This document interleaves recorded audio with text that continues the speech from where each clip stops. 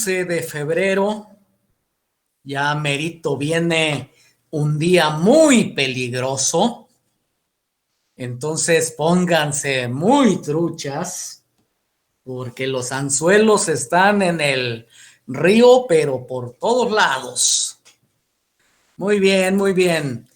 Estamos 22, 23 y están agregándose un poquito más. Pero ya comenzamos entonces nuestra clase de teoría de medios de control de la Constitución.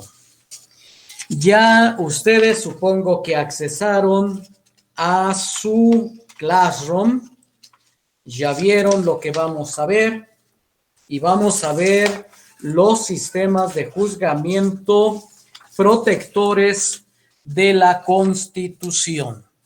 Estos sistemas de juzgamiento protectores de la Constitución los vamos a encontrar, dijimos, en el artículo primero constitucional. Ya lo revisamos el día de ayer con un poquito de mayor calma. Ya vimos que en el texto del artículo primero constitucional derivamos una serie de mecanismos protectores de procedimiento y principios procesales. Entre ellos encontramos a la interpretación conforme. Ninguna ley puede realizar una interpretación, ninguna autoridad puede realizar una interpretación de una ley o de un acto que no se ajuste a los principios constitucionales.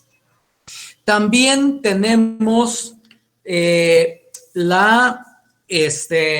principio de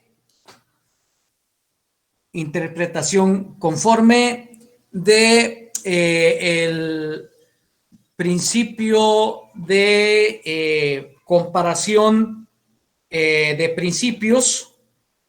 Tenemos el control difuso, que nos permite no aplicar una ley, pero sí aplicar un tratado internacional.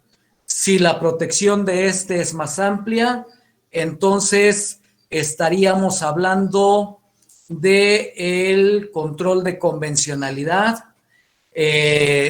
También, si yo voy a poner en comparativa qué es más importante, el derecho a la libertad o el derecho a la información, el derecho a la personalidad, el derecho a la intimidad, que todos son principios, como juez yo tengo que realizar una interpretación por ponderación. También voy a ver que como autoridad estoy obligado a proteger, a garantizar el respeto de los derechos fundamentales, aunque yo esté realizando un juicio, digamos, agrario o un juicio administrativo, cualquier juicio. Entonces, no importa el juicio, si hay derechos fundamentales afectados, yo tengo que garantizarlos. Y no puedo decir, no, pues es que el código administrativo no me habla de protección de derechos humanos, pero va a decir, pero el artículo primero de la Constitución sí, por lo tanto estás obligado. El enfoque a la equidad de género. Oye, pero es que esta ley no habla de equidad de género, pero el artículo primero sí, por lo tanto tienes que aplicarlo.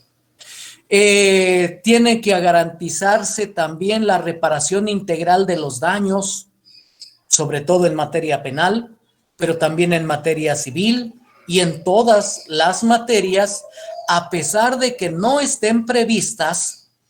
Entonces yo tengo como autoridad administrativa o judicial salvaguardarlas y garantizar su goce pleno, aunque no esté en la ley, ¿eh? ¿Por qué? Pues porque es un principio constitucional y entonces vemos cómo de este artículo salen una serie de garantías y procedimientos. Y luego dijimos, también vamos a encontrar el sistema de control constitucional cuando nosotros empecemos a hablar de materia electoral. Y en materia electoral, pues me voy a dar cuenta que existen procedimientos como el juicio de protección a los derechos de los ciudadanos en materia electoral. Pero si yo estoy llevando una elección, soy contendiente en una elección o represento a un partido político, entonces yo estoy inconforme y me voy a un juicio de revisión electoral. Son medios de control porque ya vimos que la Constitución nos garantiza que haya la aplicación plena de declarar inconstitucional todos los actos que sean contrarios a los principios constitucionales. Y también vimos el artículo 94 y yo me di cuenta que también la jurisprudencia tiene que ser obligatoria para aplicarse. Y me fui al 102 y también me di cuenta que la Comisión Nacional de los Derechos Humanos goza de un medio de control, que es precisamente aquel de investigar violaciones graves a los derechos humanos. Si ustedes se van dando cuenta de lo que nosotros estamos platicando, es que todos coinciden en una situación. El boom ahorita constitucional que tenemos en México se llaman derechos fundamentales, derechos humanos. Todo está encaminado hacia allá. ¿Por qué está encaminado hacia los derechos humanos? Bueno, porque ya está demostrado que en México tenemos un grave problema precisamente relacionado con el respeto a los derechos humanos. Que hay, todos los días checamos redes y todos los días hay personas desaparecidas. Todos los días hay personas asesinadas. Todos los días hay personas que no tienen forma de accesar a el cuidado de la salud. Y entonces nos damos cuenta que los derechos humanos en México es un grave problema que no se ha podido resolver. Por eso es tanto el énfasis de los legisladores en derechos humanos. Pero no crean que somos el único país. Esto nosotros ya vimos que viene de una oleada internacional que nos obliga precisamente a poner mucho cuidado sobre los derechos humanos.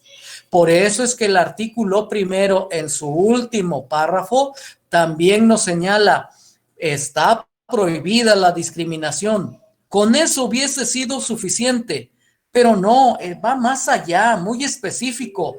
Nos dice que no se debe de discriminar por raza, por género, por orientación sexual, por el tipo de estatus en que se encuentre en México, por todo. O sea, habla de la persona, habla de un fundamento que es fundamental para el conflicto de los derechos humanos, y entonces ese principio se llama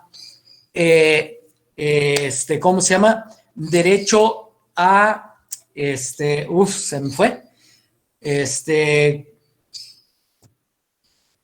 ahorita me acuerdo, estamos calentando motores,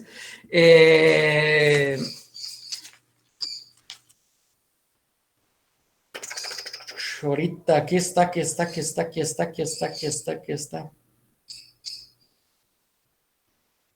Dignidad humana. La dignidad humana, ese es el punto fundamental. Entonces, ¿a qué se va? A la dignidad. Muy bien. A identificar al sujeto por el hecho de ser sujeto, por ser persona, por ser individuo. Y entonces nosotros platicábamos de dónde viene esto y dijimos, esto viene de lo que nosotros conocemos como derecho natural. Todos los derechos humanos, bueno, todos los derechos están diseñados para los humanos. Así es que todos los derechos son derechos humanos. El derecho a la propiedad, el derecho a la libertad, el derecho de viajar, el derecho de residir, el derecho de publicar escritos, todo lo que nosotros conocíamos como garantías individuales, pues son derechos humanos. Todavía no llegamos a esa etapa donde digamos que le vamos a dar derecho a los animales, por ejemplo, que es una corriente muy fuerte que va creciendo y que aquí en la universidad, en la Facultad de Derecho, la representa el doctor José Gilberto Garza Grimaldo. Él está propugnando porque haya una reforma constitucional en la cual se reconozcan los derechos a los animales y se reconozcan los derechos a la naturaleza. Bueno, ¿está bien? Sí, pero todavía no se ha dado porque pues nuestra ya ideología, nosotros ya vimos cómo nació el derecho, dónde creció el derecho y cómo es que Santo Tomás de Aquino en el siglo XV hablaba de la divinidad de Dios y que de la divinidad de Dios venían todas las cosas y entonces él le daba la bendición a los reyes para que fueran los soberanos. Por eso la soberanía residió en el rey y los poderes por consecuencia en el rey. Y entonces viene la Revolución Francesa y tira eso y dice, no. La soberanía no es del rey, la soberanía es del pueblo. Y ahí tenemos a nuestro artículo 39 constitucional. ¿Quiénes son soberanos? Pues el pueblo. ¿Pero cómo la ejerce? Pues a través de sus gobernantes. Pero entonces ya cambió la situación. Bueno, y entonces nos vamos a dar cuenta, ¿ese principio de soberanía es también de derecho natural? La respuesta es sí, es de derecho natural. ¿Pero se positivizó? Sí. ¿Qué decimos? ¿Por qué un derecho natural se puede positivizar? Un derecho natural se positiviza cuando se inserta dentro de un texto constitucional. Y entonces, cuando ese derecho natural se establece en el texto constitucional, se vuelve obligatorio y al volverse obligatorio, entonces tienen que observarlo todas las leyes. Y así todas las leyes lo que tienen que hacer es poder desarrollar los principios constitucionales. Así, por ejemplo, me dice el artículo 40 que México es un estado federal y que ahí se realiza un pacto social. Y entonces me dice el 116, que es lo que pueden hacer los estados, el 117, 118, que nos habla de los estados, el 115, que me habla de cómo se deben regular los estados y el municipio, y entonces me doy cuenta que los estados, ningún estado puede decir, es que nosotros vamos a establecer una forma distinta de gobierno. No se puede. ¿Por qué? Porque la Constitución le da a la Federación una forma de organización. Y ahí dice, está compuesto el Estado por 3 poderes, legislativo, ejecutivo y judicial. Y le dicen, en estos artículos le recuerdan, Estado, acuérdate que debes de tener legislativo, ejecutivo y judicial. Y además, tú puedes hacer esto, pero no puedes hacer esto, aquello. Y municipios, le dicen, municipio, tú lo único que tienes derecho son a los servicios públicos municipales. Esas son tus facultades.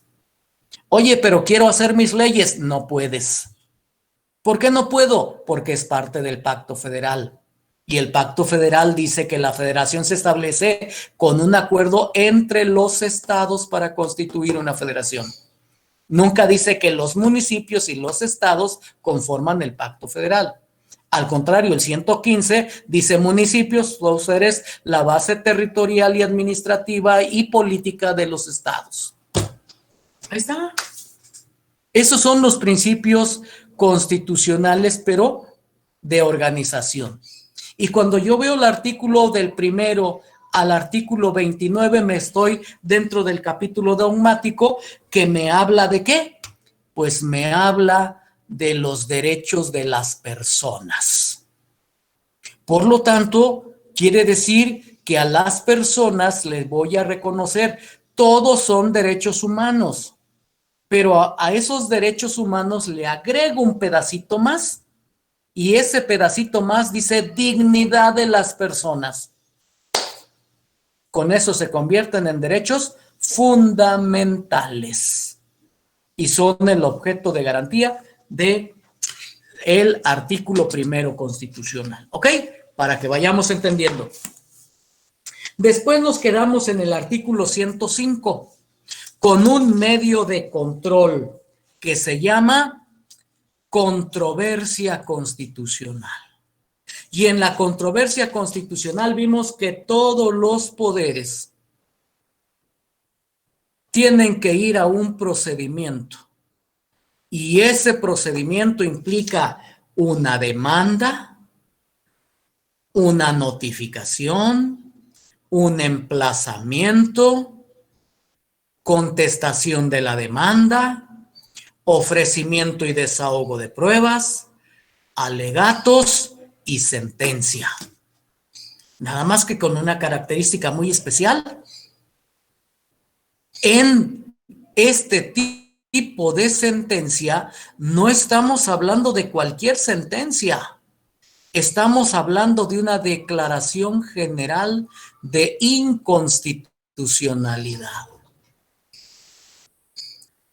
Pero solamente pueden ir a este asunto los que están señalados. La federación con los estados, los municipios. ¿Ok? Los órganos constitucionales autónomos. Y nos vamos más abajito entonces y nos vamos a encontrar con la acción abstracta de inconstitucionalidad. Si ya tengo la controversia constitucional, ¿para qué me voy a meter en la acción abstracta de inconstitucionalidad? Acuérdense del amparo. En el amparo dijimos, ¿puede haber declaración general de inconstitucionalidad? Sí. ¿En dónde? Artículo 234 de la Ley de Amparo. Pero ¿pueden ir las autoridades a que se les hagan una declaración general de inconstitucionalidad? No, porque el amparo está diseñado para garantizar los derechos de los individuos, personas físicas y personas morales, pero son individuos de derecho privado. ¿Pero puede ir la autoridad al amparo? En general, no. En particular y por excepción, solamente en dos casos. ¿Cuáles? En defensa de su patrimonio, en procedimientos mercantiles, civiles o laborales. En esos casos sí puede ir una autoridad, pero únicamente para defender su patrimonio. No puede ir a solicitar una declaración general de inconstitucionalidad. Ahí, en el amparo, ¿quiénes pueden solicitar la declaración general de inconstitucionalidad? Solamente los particulares, personas físicas o jurídicas de derecho privado, nada más. ¿Ok? Muy bien, y entonces nos vamos más adelante. Entonces, ¿para qué sirve la acción abstracta de inconstitucionalidad? Pues en el amparo ya vimos que hay el amparo libertad y hay el amparo ley. El amparo libertad nos protege contra todos los actos que atenten a las libertades. Que no me dejan publicar un libro, me voy al amparo. Porque dice la Constitución que yo tengo el derecho de publicar mis escritos. No me dejan viajar por el país, voy al amparo, porque dice el artículo 11 constitucional que yo puedo transitar libremente por todo el país sin necesidad de pasaporte o carta o salvoconducto. Pero yo quiero tener un arma en mi casa, no me dejan, voy al amparo porque el artículo 10 dice que sí tengo ese derecho. Me quiero pedir un crédito para una casa, pero me dicen que no tengo.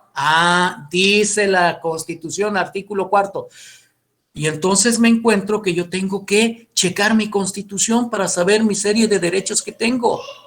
Y entonces yo voy a hacerlos valer a través de estos medios de control constitucional. Los medios de control constitucional me van a servir a mí, ¿para qué? Para que yo combata leyes o actos. Si yo voy a combatir un acto de autoridad, tengo 15 días para ir al amparo. Pero si yo voy a ir a atacar una ley, entonces tengo 30 días para atacarlo. ¿Y qué creen? En el procedimiento del 105, ley reglamentaria del 105, son los mismos términos. No es más que una forma distinta de amparo, nada más que es un amparo para autoridades en contra de autoridades. El amparo es un amparo que protege a personas en contra de autoridades o particulares que hagan actos de autoridad. En la acción de controversia y de inconstitucionalidad, son las autoridades quienes pueden ir en un procedimiento constitucional contra actos o contra leyes de otras autoridades. Nada más, es una garantía de carácter institucional. Y entonces veo que me dice el artículo 115. Perdón, 105. Y me dice, las acciones de inconstitucionalidad que tengan por objeto plantear la posible contradicción entre una norma de carácter general y esta Constitución. Las acciones de inconstitucionalidad podrán ejercerse dentro de los 30 días naturales siguientes. ¿Cuántos días tenemos para interponer el amparo? 30 días. ¿Cuál es la diferencia? Que allá son 30 días hábiles y aquí son 30 días naturales. Y entonces dice, el equivalente, ¿quiénes pueden tramitar la acción de inconstitucionalidad? El equivalente al 33% de los integrantes de la Cámara de Diputados. ¿De cuántos estamos hablando? Estamos hablando de que hay 300 distritos uninominales y 200 bancas plurinominales. Y entonces quiere decir que nosotros en las elecciones votamos por 300 personas para que se conviertan en diputados. Pero en México es un caso atípico, porque desde el origen los pequeños partidos dijeron, es que el partido grandote no nos deja llegar, necesitamos representación en la Cámara. Muy bien, se concedido. Y entonces se crearon 200 lugares para diputados de representación proporcional. Como se hace, cada partido hace su lista de personas y entonces va a darse las posiciones de acuerdo a los votos que tengan en las elecciones. Tú ganaste las elecciones y te llevaste ganaron todos tus candidatos. Pues sabes que no tienes derecho a tener diputados plurinominales. ¿Por qué? Porque entonces rebasas el mínimo requerido y no puedes tener representación. Ningún partido político puede tener más del 60% de representación. Eso se llama sobrerepresentación. Bueno, entonces, pero tú ganaste, tú quedaste en segundo lugar y tienes tantos. Entonces, son 200. A ver, ¿cuántos partidos son? 4. Muy bien. 4 son los que alcanzaron la votación para tener representación proporcional. Entonces, los 200 se va a dividir entre los 4. Pero no solamente de manera equitativa. Tú sacaste más, te tocan menos. Tú sacaste un poquito menos, te tocan un poco más. Tú alcanzaste el mínimo, a ti te tocan muchos más porque tienes más poquitos. Ándele, política a la mexicana. Mucho se ha hablado, muchas iniciativas hay de que hay que quitar a los 200 diputados plurinominales. ¿Sabe cuándo se va a lograr? Nunca. ¿Saben por qué? Porque ningún partido va a votar para que se quiten porque ya no va a tener representantes. Es como si se dieran un balazo en la pata. Entonces nadie lo va a hacer. Entonces, cuando mucho van a llegar y van a negociar de que en lugar de que sean 200, nomás queden 100. Y entonces la Cámara será por 400 diputados y no por 500 como está. Pero bueno, ahí va a estar. Pero bueno, ya que nos salimos y hablamos de eso, vamos, el equivalente al 36% de los integrantes de la Cámara de Diputados. Ahí está. ¿Quiénes más pueden ir a la acción de inconstitucionalidad? El equivalente al 33% de los integrantes del Senado. Y estamos en otro caso atípico. ¿Cuántos senadores hay en los Estados Unidos? Bueno, los Estados Unidos se compone de 50 estados y 2 estados asociados. Entonces son 52 senadores. ¿Cuántos tenemos en Guerrero? En México.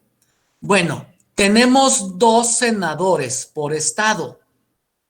Entonces, si son 32 estados, son 64 senadores.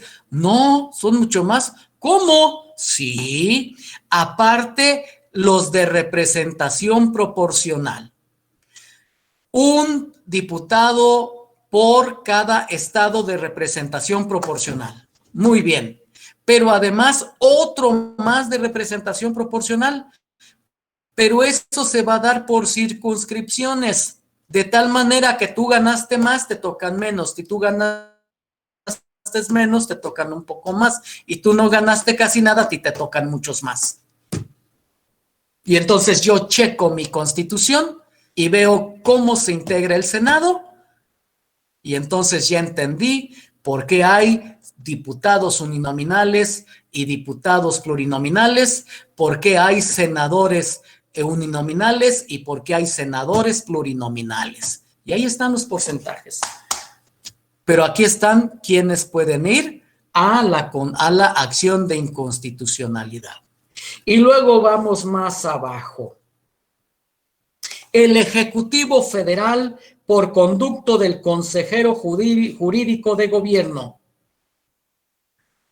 También el Ejecutivo Federal, el presidente, puede ir a la acción de inconstitucionalidad, sí.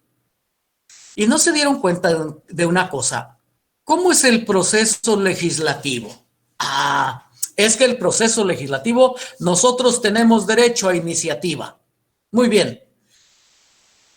Ya, ¿quiénes tienen el derecho a la iniciativa? Pues el presidente, pues el Congreso, pues los estados.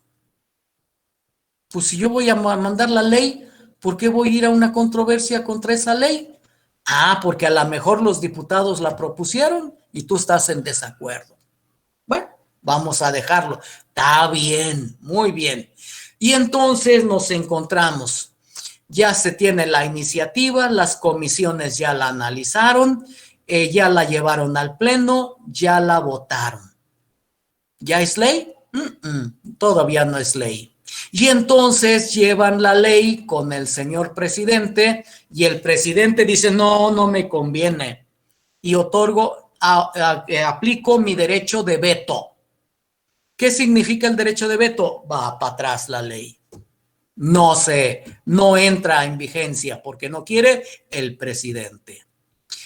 Pero dicen las cámaras, no, tiene que ser aprobada y entonces las 2/3 partes de las 2 cámaras la aprueban y entonces la publican. Se publica aunque no la firme el presidente.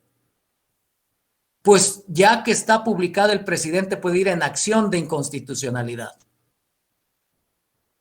Y nos metemos en un rollo bastante pesado en el cual ni es bueno ni es sano, pero que de todos modos se hace la voluntad, ya saben ustedes, ya saben quién. ¡Pum! Va a quedar. Pero sin embargo dice que el presidente puede ir a la acción de inconstitucionalidad. Qué bueno, lo dejamos también, porque así lo pusieron los señores legisladores.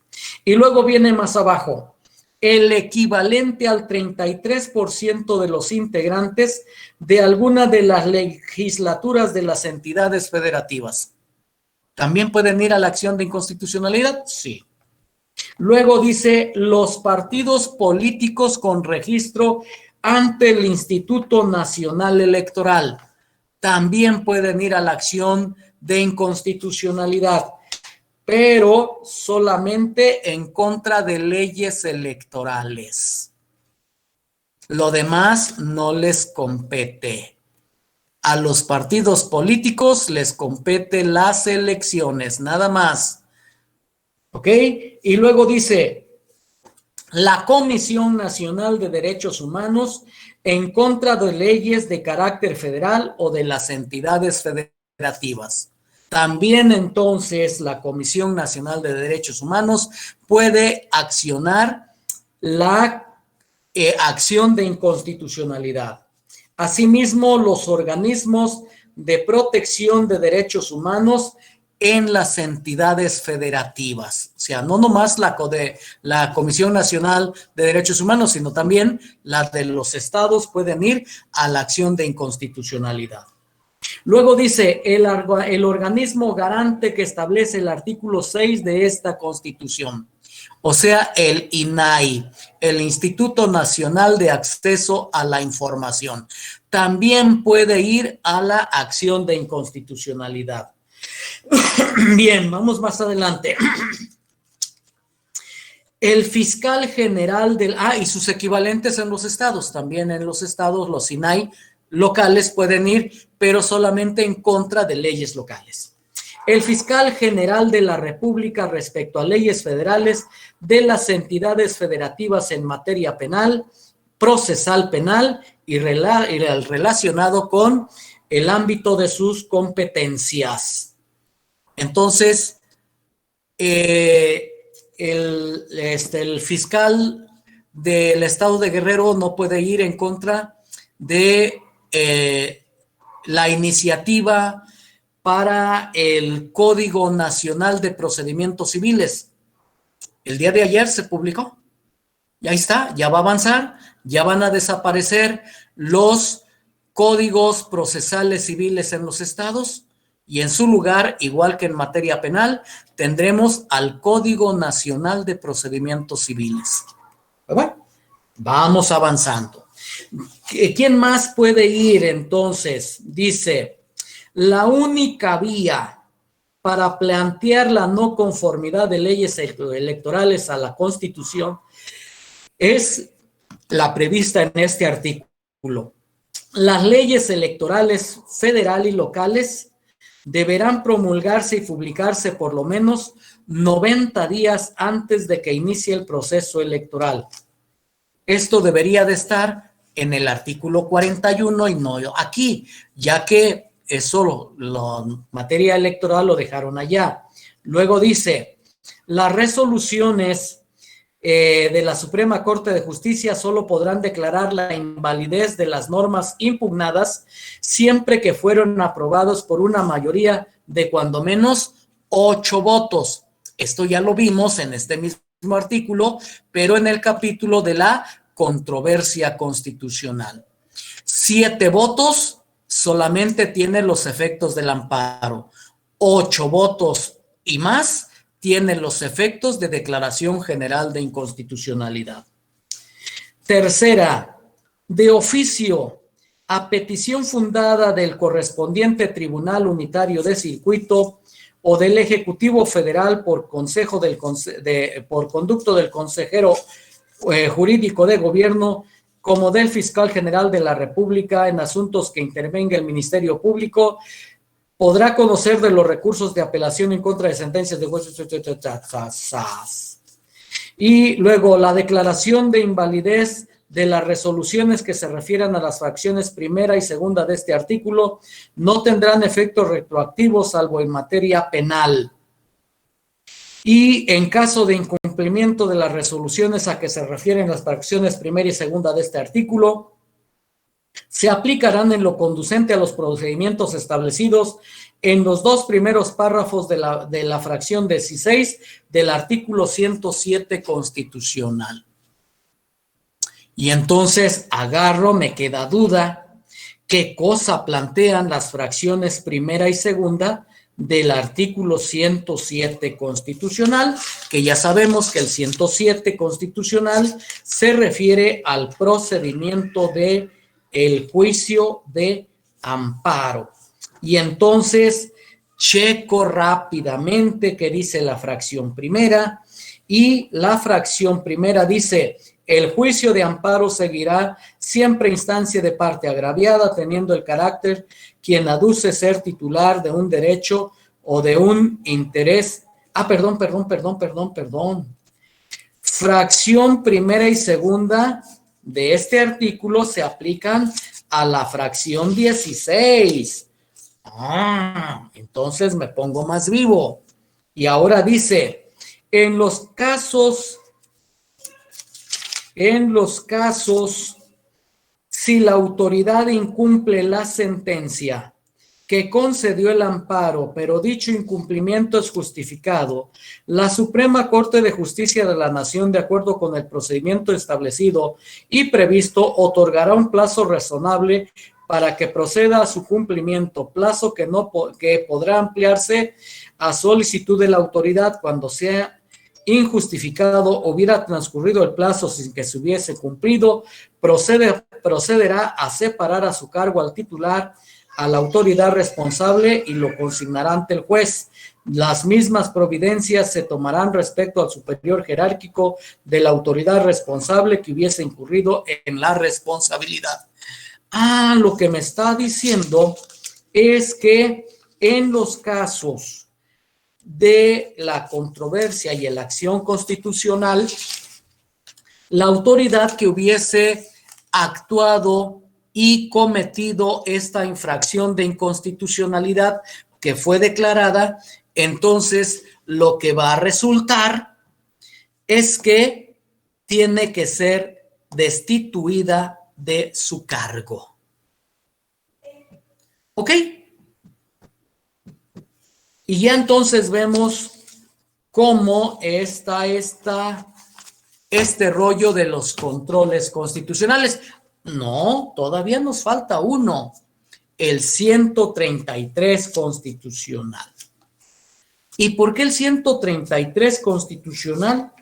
Porque ahí vamos a establecer el principio de supremacía constitucional y con ello el control concentrado de la constitucionalidad. ¿En qué se basa el control concentrado de la constitucionalidad? En que nos dice que esta Constitución, las leyes del Congreso y los tratados internacionales que celebre el presidente de la República con aprobación del Senado serán la ley suprema de la Unión. Los jueces en los estados se arreglarán a esta Constitución, leyes y tratados, aún en contravención de lo que establezcan las constituciones y leyes en los estados. Entonces nos dice que La Constitución está por sobre encima de todos los ordenamientos. Muy bien. Y entonces, a ver si ahora puedo presentarlo. Voy a buscar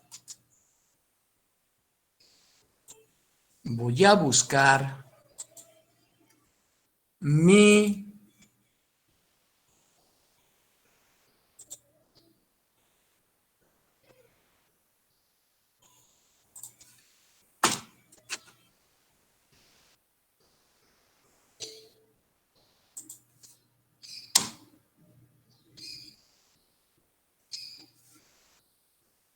órale.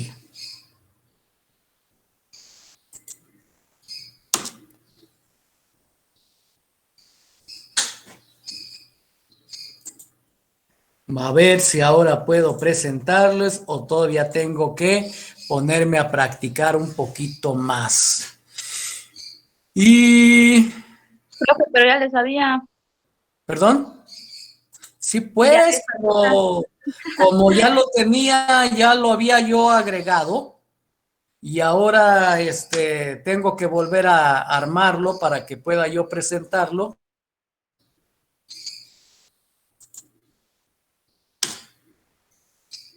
Ya ven, es que soy medio olvidadizo, pues, ¿qué quieren?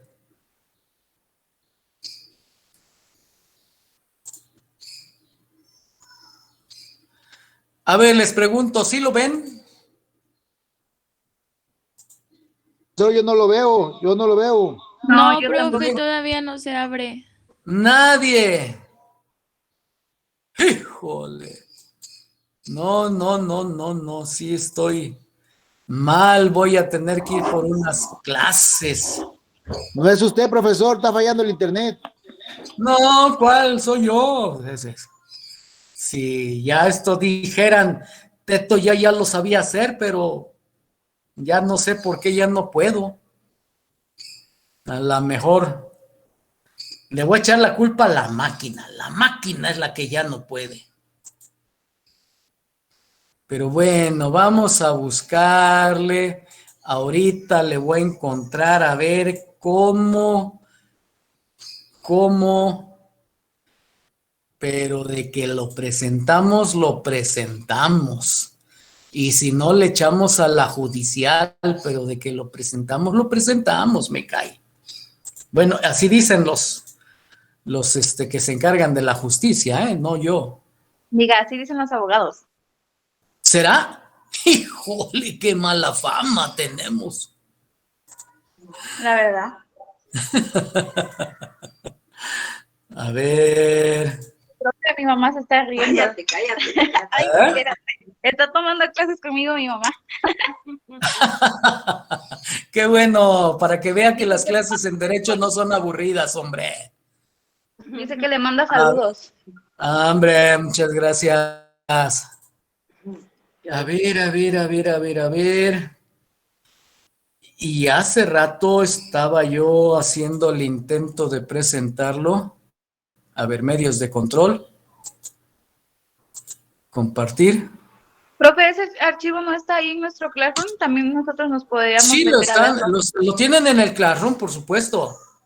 Pero no sé qué canijos aquí no me quiere, me lo desconfigura. Y algo estoy dejando de hacer que no me deja. Profe, es que creo lo tiene guardado en HTML, o sea, con liga de internet, lo tiene que guardar en PDF. Lo tengo, exacto, sí, cierto. Ay, para mañana se los muestro entonces. Otra vez, Strike 2. Ayer fue Strike 1 y Strike 2 y ya mañana me ponchan si no puedo presentarlo. Pero bueno, les voy empezando a platicar de qué se trata esta situación.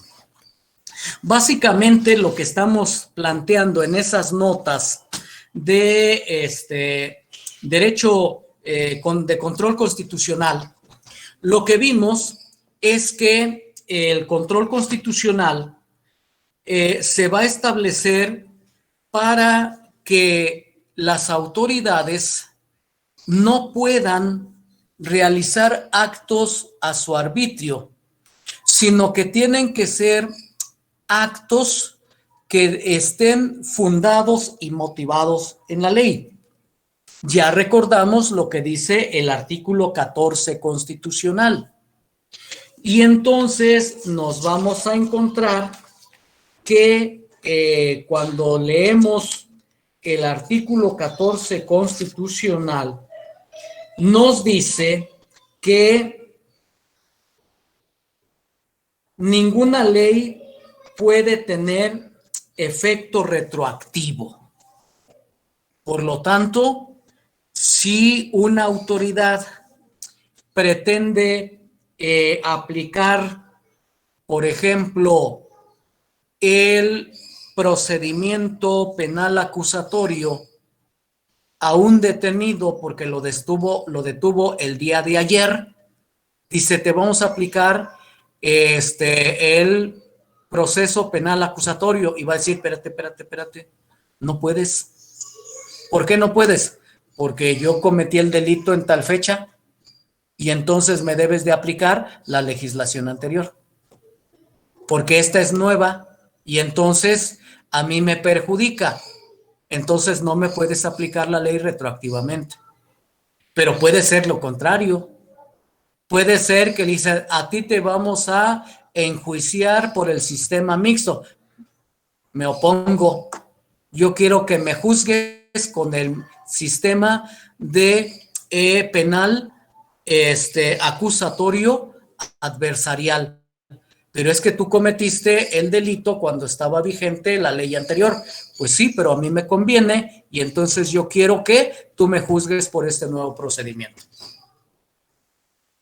Dice el 14 constitucional. El 14 constitucional es muy específico. No se puede aplicar la ley retroactivamente en perjuicio de persona alguna. Pero si le beneficia, por supuesto que sí se puede aplicar retroactivamente la ley. Alguien que cometió un delito de homicidio, dice que se trata de un homicidio simple. El homicidio simple se pena de 8 a 20 años de prisión. Su término medio aritmético, 8 más 20, 28, entre 2, 14. Como juzgador, tú vas a aplicar una sentencia. Como juzgador, la sentencia tú la vas a graduar. Y entonces dice, encuentro 3 elementos de justificación y estos se convierten en atenuantes. Entonces ya tengo que el término medio aritmético es de 14 años con las 3 atenuantes que tiene. De 14 baja a 13, baja a 12, baja a 11. Te tocan 11 años de prisión. Dice, espérate. Solamente que, ¿qué? Yo solicito que me apliques el sistema acusatorio penal adversarial. ¿Y por qué quieres que se te aplique? No, tú, ese es mi problema, es mi derecho. Bueno, entonces se hace el acuerdo, el acusado opta porque se le aplique el sistema acusatorio adversarial. Muy bien, ya lo pasaron al sistema. Y lo primero que hace es, a ver, vamos a iniciar con la vinculación a proceso. Espérate todavía. Solicito que me apliques no el procedimiento ordinario, sino que me apliques el procedimiento abreviado. Porque voy a reconocer mi responsabilidad. ¿Y qué dice el procedimiento abreviado? Quien se acoja a el procedimiento abreviado, si el delito lo cometió de forma dolosa, podrá recibir hasta 2/3 partes de la pena mínima. Y entonces veo, ¿cuál es la pena mínima? 8. Entre 3, encuentro que son 2 años y 7 meses. Las 2/3 partes, entonces son 5 años y 4 meses. Esa es la pena que le van a aplicar. Si hubiera sido por el procedimiento mixto, la pena que le aplicaran sería de 11 años de prisión. Pero si él se acoge al nuevo sistema penal y negocia en un procedimiento abreviado, entonces le van a aplicar 5 años, 4 meses de prisión. Ajá. Y dice, bueno, ¿se va a quedar 5 años? No, no se va a quedar 5 años, 4 meses. ¿Cómo que no se va a quedar? No, pues es que yo soy buen abogado. Y entonces, ¿qué es lo que voy a hacer? A ver, ¿cuánto suspensión condicional de la pena? ¿Cuántos años puedo yo suspender condicionalmente? Dicen 2 años de prisión. Muy bien, multa, y entonces ya nomás me quedan 3 años, 4 meses. ¿Cuántos años puedo yo sustituir en sustitución condicional de la pena? Dice, puedes sustituirlo por trabajo en favor de la víctima, trabajo en favor de la comunidad. Muy bien, entonces sustituyo 1 año por trabajo en favor de la víctima. 1 año en trabajo en favor a la comunidad. Pero me queda 1 año, 4 meses. Bueno, entonces ese, como ya es una pena mínima, te solicito que lo agote mediante el mecanismo de vigilancia de la autoridad. Y entonces esos 5 años, 4 meses desaparecen. Claro, tiene que pagar su multa, tiene que sujetarse, y entonces los sábados y domingos va a ir a la Cruz Roja a prestar servicio. A lo mejor se le gusta y se queda como socorrista, o va a ir a trabajar en X labor, o va a ayudar que en Sedesol le den ocupaciones para ir a hacer labor, o que la Secretaría de Salud, o que la Secretaría de Educación. Hay muchas opciones que se pueden buscar para hacer trabajo en favor de la comunidad. Como él tiene que pagar y reparar el daño, va a trabajar 1 año a favor de la víctima para que de ahí se junte lo necesario para la reparación del daño. Pero ustedes ya negociaron. ¿Qué tuvieron que hacer? Tuvieron que leer lo que se maneja en la ley de ejecución de sanciones. Ahí leyeron y entonces supieron cómo van a aplicar este medio, ¿verdad?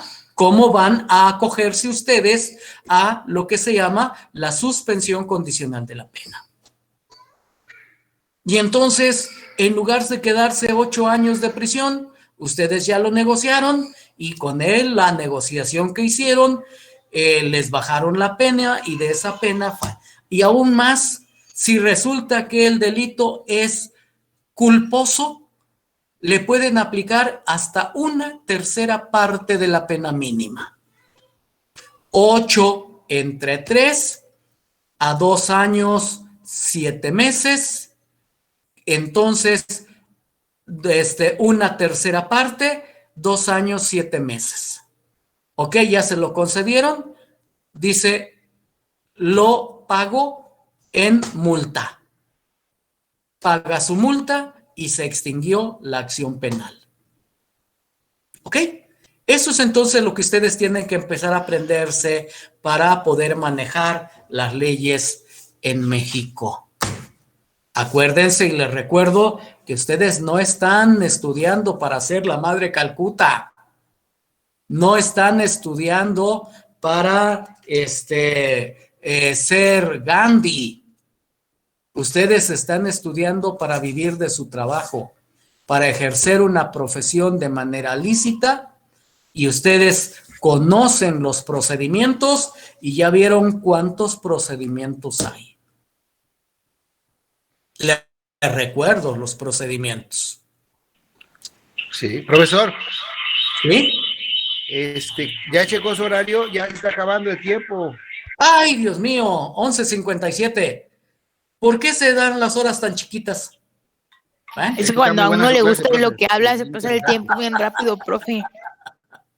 Espero que les vaya sirviendo esta información y que la vayan cotejando.